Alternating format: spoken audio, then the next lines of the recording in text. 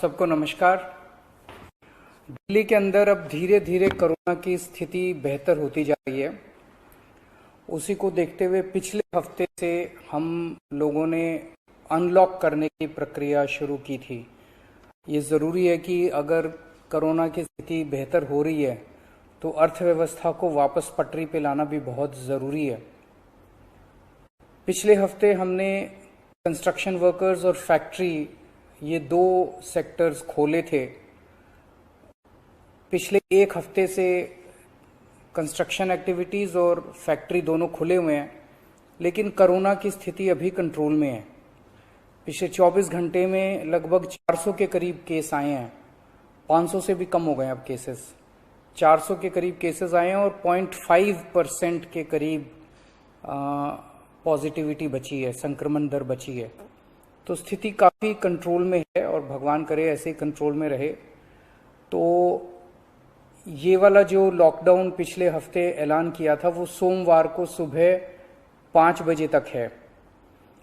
उसके आगे भी लॉकडाउन जारी रहेगा, लेकिन काफ़ी सारी और एक्टिविटीज़ में रियायत दी जा रही है, उनको खोला जा रहा है। एक तो जितने बाजार हैं, मॉल्स हैं, उनको खोला जा रहा है ऑड इवन के बेसिस पे, कि आधी दुकानें एक दिन खुलेंगी, आधी दुकानें दूसरे दिन खुलेंगी, आधी दुकानें एक दिन, आधी दुकानें दूसरे दिन। 10 बजे से सुबह 10 बजे से शाम को 8 बजे तक दुकान नंबर के हिसाब से, ऑड इवन के हिसाब से दुकानें खोली जाएंगी। दूसरा, जितने दिल्ली में सरकारी दफ्तर हैं, उन सरकारी दफ्तरों में ग्रुप ए ऑफिसर्स जो हैं वो 100% काम करेंगे और ग्रुप बाकी उसके नीचे वाले जो हैं वो 50% काम करेंगे। लेकिन जो एसेंशियल सर्विसेज में काम करने वाले कर्मचारी हैं वो 100% काम करेंगे और हर एचओडी डिसाइड करेगा कि किसको एसेंशियल सर्विस कहना है और किसको 50% करना है और किसको 100% करना है। जितने प्राइवेट ऑफिसेज हैं उन सभी प्राइवेट ऑफिसेज में 50% मैन पावर के साथ वो खोले जा सकते हैं और लेकिन कोशिश करेंगे कि ज़्यादा से ज़्यादा लोग वर्क फ्रॉम होम करें और अपने प्राइवेट ऑफिसेज कोशिश करें अपने टाइम को स्टैगर करने की, कि ताकि सब लोग एक साथ सड़क पे ना आए। दूसरी चीज, जो स्टैंड अलोन शॉप्स हैं और जो एसेंशियल सर्विसेज प्रोवाइड करने वाली शॉप्स हैं वो ऑड इवन के बेसिस पे नहीं, वो रोज खुलेंगी। दिल्ली मेट्रो 50% कैपेसिटी के ऊपर चालू की जा रही है और ई कॉमर्स के जरिए जो सामान बेचने की प्रक्रिया है वो चालू रहेगी।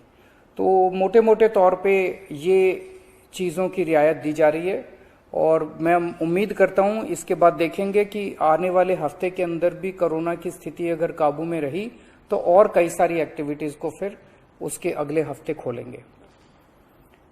थर्ड वेव कहा जा रहा है, एक्सपर्ट्स कह रहे हैं कि थर्ड वेव आएगी। कब आएगी, कितनी भयावह होगी, इसके बारे में किसी को कोई जानकारी नहीं है। लेकिन एक जिम्मेदार सरकार होने के नाते हमारी जिम्मेदारी बनती है कि उसकी पूरी तरह से हम तैयारी करें, ताकि अगर थर्ड वेव आती है, अगर बहुत भयानक होती है, तो सरकार उस वक्त जनता के लिए तैयार हो। इसकी तैयारियां पूरे जोर शोर से दिल्ली सरकार के अंदर चल रही हैं और कल लगभग 6 घंटे तक मैंने 2 अलग अलग मीटिंग ली, एक्सपर्ट्स के साथ बात की, जिन ऑफिसर्स ने अभी कोरोना के दौरान काम किया था उनके साथ बात की। हमने 2 कमिटीज़ बनाई हैं, उन दोनों कमिटीज़ के साथ मैंने बहुत डिटेल में चर्चा की। एक चीज़ हम लोगों को ये तय करनी थी, इस बार कोरोना की जो पीक आई थी, मतलब एक दिन में मैक्सिमम कितने केस आए, लगभग 28,000 के करीब केसेस आए थे एक दिन में, 22 या 23 अप्रैल के आसपास।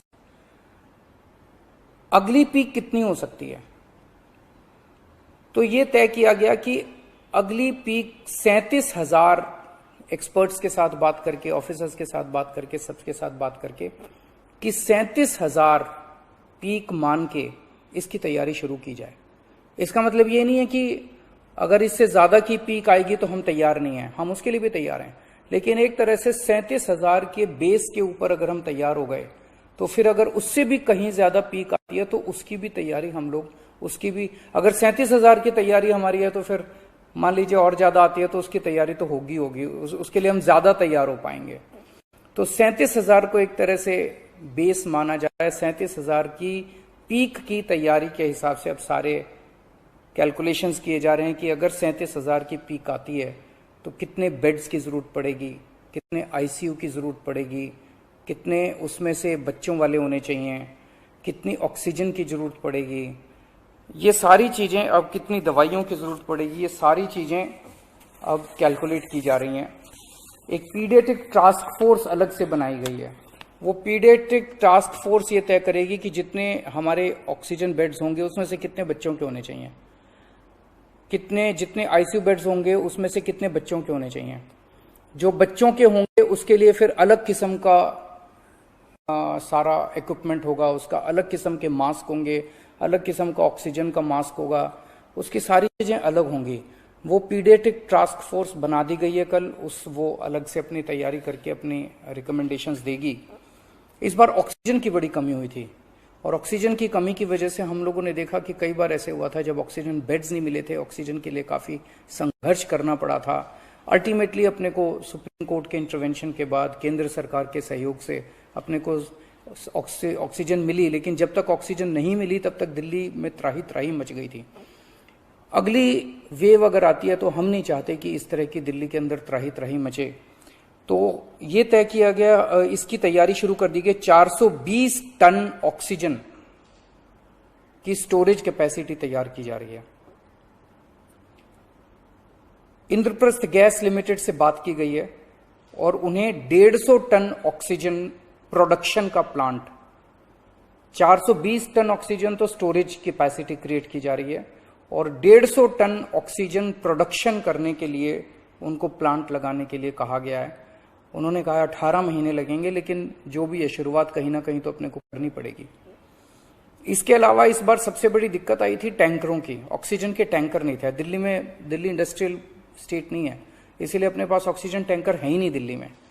तो 25 ऑक्सीजन टैंकर्स खरीदे जा रहे हैं ताकि अगर इस तरह की दिक्कत आए ऑक्सीजन की तो हमारे पास अपने टैंकर होने चाहिए।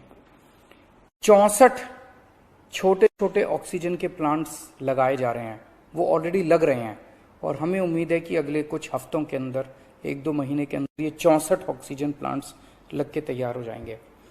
अब ये जो हमने डिसाइड किया कि 37,000 केसेस की पीक के हिसाब से हम काम करेंगे, तो उसके हिसाब से तय किया जाएगा कि कितने ऑक्सीजन बेड्स की जरूरत होगी, कितने आईसीयू बेड्स की जरूरत होगी। उसके हिसाब से फिर तय किया जाएगा कितने ऑक्सीजन सिलेंडर्स की जरूरत होगी। जैसे अभी थोड़े दिन पहले हमने 6,000 सिलेंडर चाइना से इंपोर्ट किए थे, तो और कितने ऑक्सीजन सिलेंडर्स की जरूरत होगी और कितने ऑक्सीजन कॉन्सेंट्रेटर्स की जरूरत होगी। अगले आने वाले 1-2 महीने के अंदर ढेर सारे ऑक्सीजन कॉन्सेंट्रेटर्स दिल्ली सरकार खरीदने जा रही है। दवाइयों को लेकर 2 अहम निर्णय किए गए। एक तो ये कि इस वेव में ये देखा गया कि व्हाट्सएप खूब तेजी से, व्हाट्सएप के ऊपर दवाइयां खूब तेजी से प्रिस्क्राइब की जा रही थी और उसके ऊपर मतलब बात फैल जाए कि ये दवाई बड़ी अच्छी है, तो पूरे समाज के अंदर, पूरे शहर के अंदर, पूरे देश के अंदर उस दवाई की अफरा तफरी मच जाती है। तो एक डॉक्टर्स की और एक्सपर्ट्स की टीम बनाई जाएगी। अगर किसी दवाई की डिमांड होती है तो वो डॉक्टर्स एग्जामिन करके बताएं कि इस दवाई से कोरोना में फायदा होगा कि नहीं होगा। अगर डॉक्टर कहते हैं होगा तो सरकार उस दवाई को मुहैया कराने की कोशिश करेगी, और डॉक्टर अगर कहते हैं कि ये दवाई बिल्कुल बेकार है, इससे कोरोना में कोई फायदा नहीं होगा और लोग इसके पीछे भागना बंद करें, तो जनता को उसके बारे में जागरूक किया जाएगा कि इस दवाई के पीछे भागना बंद कीजिए। एक ये। दूसरा, जो जो इंपॉर्टेंट दवाइयां हैं उनकी लिस्टें बना ली गई हैं, उसका कितना बफर, कितना स्टॉक चाहिए होगा उतना बफर स्टॉक क्रिएट किया जाएगा। एक्सपायरी डेट्स किस दवाई की कितनी है, एक्सपायरी डेट्स को ध्यान में रखते हुए उन सभी दवाइयों का बफर स्टॉक क्रिएट किया जा रहा है, ताकि अगर जरूर, और प्राइवेट अस्पतालों के भी आदेश दिए जा रहे हैं कि वो भी अपने बफर स्टॉक्स इस तरह से तैयार रखें ताकि अगर महामारी आती है तो हम उसके लिए तैयार रहें।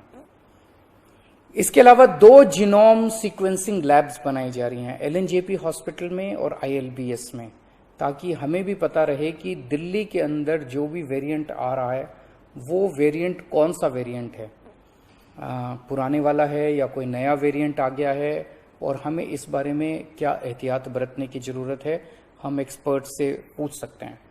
तो ये बहुत सारी चीज़ें कल चर्चा हुई, ये कुछ चीज़ें मैंने आपको बताई हैं और आपको यही आश्वासन देना चाहता हूं कि आपकी सरकार पूरी तरह से 24 घंटे लगी हुई है इसमें। मैं उम्मीद करता हूं कि अब कोई तीसरी वेव नहीं आनी चाहिए, उसके पहले हम कोशिश करेंगे अपने लोगों को वैक्सीनेट कर दें, लेकिन अगर तीसरी वेव आती है तो लोगों को तकलीफ नहीं होनी चाहिए, इसके बारे में हम पूरी कोशिश करेंगे। नमस्कार।